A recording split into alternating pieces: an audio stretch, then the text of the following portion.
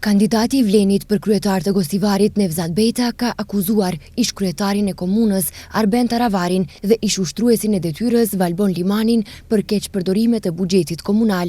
Sipas Bejtës, ata i kanë fryrë çmimet për 2 projekte, atë të ndërtimit të sallës së Këshillit dhe projektit për nevojat e qytetit.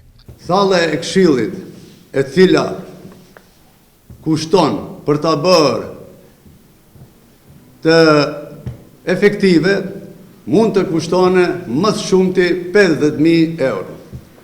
Ata e kanë ndërtuar sallën e Këshillit, e cila ka kushtuar parafërsisht 750.000 euro. E kemi dokumentin, çmimin e kemi edhe e nënshkruar nga Arben Taravari. Ky është keqpërdorimi më i madh në historinë e Republikës së Maqedonisë edhe më gjerë. Me reagim doli Aleanca Kombëtare për Integrim, nën logon e së cilës Valbon Limani kandidon për kryetar të Gostivarit. Ata thonë se Bejta po përpiqet të mashtroj opinionin me fabrikime dhe shpifje, por theksojnë se qytetarët e njohin shumë mirë të kaluarën e tij politike, si dhe vjedhjet dhe plaçkitjet që lidhen me emrin e tij.